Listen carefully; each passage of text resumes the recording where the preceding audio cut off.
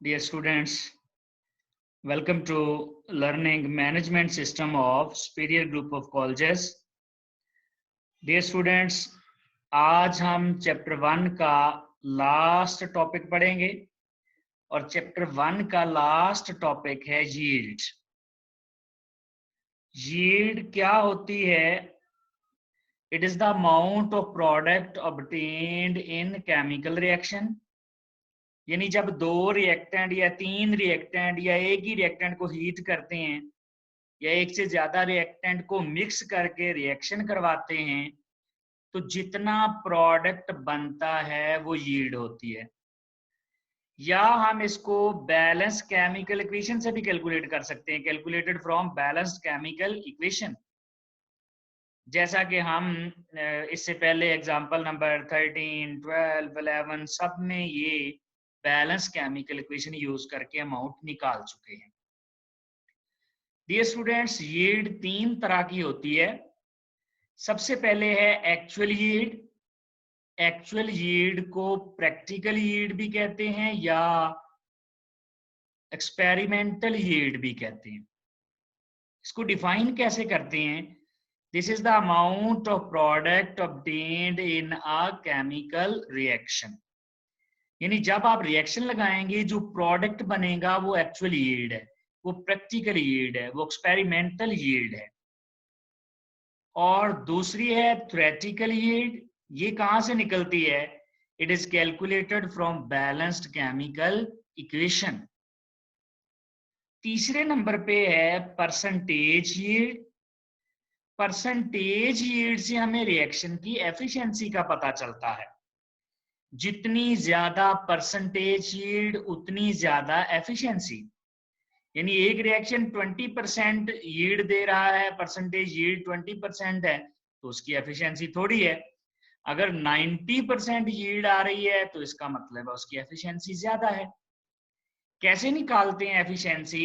ये निकलती है actual yield over theoretical yield into 100। जैसे आप मार्क्स की परसेंटेज निकालते हैं, ऊपर मार्क्स ऑब्टेन्ड लगाते हैं। एक्चुअल यील्ड एक्चुअली ऑब्टेन्ड होती है, प्रैक्टिकल यील्ड है थ्योरेटिकल यील्ड जो इक्वेशन से निकलती है। याद रखिएगा dear students, theoretical yield maximum yield होती है, इससे ज्यादा नहीं बन सकती। ऐसा आइडियल रिएक्शंस में ही होता है। तो ये थ्योरेटिकल यील्ड मैक्सिमम है। अगर एक्चुअल और थ्योरेटिकल बराबर आ गए तो एफिशिएंसी 100% आ जाएगी। अगर एक्चुअल थोड़ी आएगी, जितनी एक्चुअल थोड़ी होती जाएगी एफिशिएंसी उतनी ही कम होती जाएगी। अब एक्चुअल यील्ड कम क्यों होती है थ्योरेटिकल यील्ड से? एक्चुअल यील्ड हमेशा थोड़ी आती है। जब रिएक्शन लगाते हैं तो प्रोडक्ट हमेशा थोड़ा बनता है। वजह मैकेनिकल लॉस ऑफ प्रोडक्ट्स। जब प्रोडक्ट बन जाता है तो आप फिल्ट्रेशन से, एवेपोरेशन से, क्रिस्टलाइजेशन से, डिस्टिलेशन से जब उसको प्योर करने की कोशिश करते हैं तो कुछ प्रोडक्ट जाया हो जाता है। दूसरी बात, ऑल रिएक्टेंट्स में not be converted into product. इसका मतलब है 100% रिएक्शन नहीं हुआ। तीसरे नंबर पे ड्यू टू साइड रिएक्शन, उसमें बाय प्रोडक्ट्स बन गए, यानी साइड प्रोडक्ट बन गए जिसकी वजह से मेन प्रोडक्ट कम हो गए।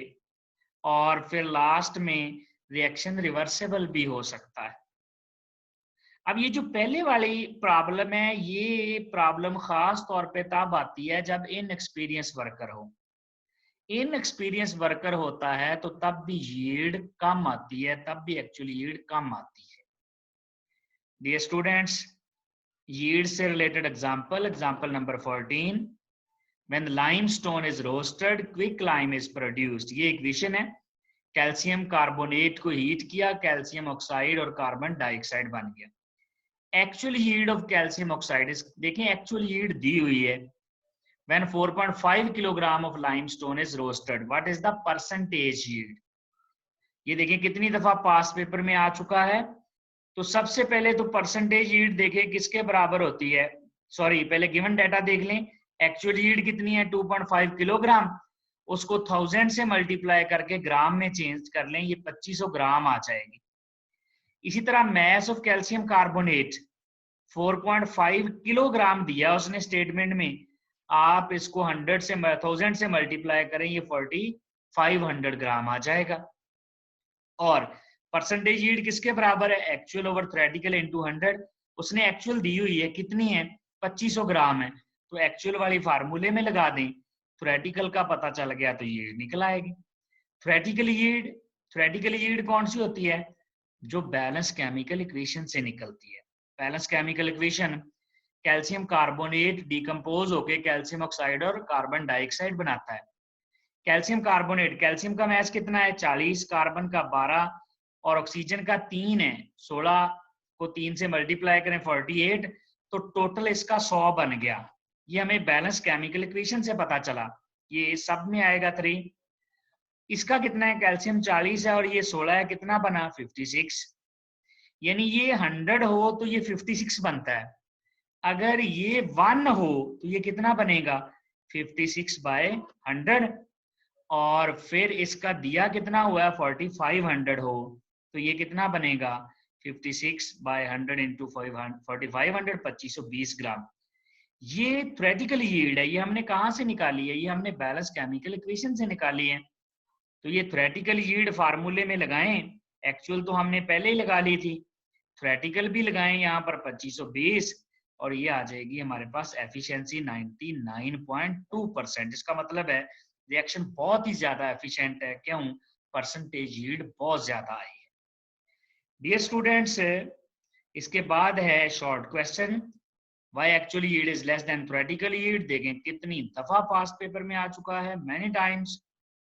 दूसरा, define yield, how efficiency of the reaction is measured. ये देखें कितनी ज्यादा दफा आ चुका है।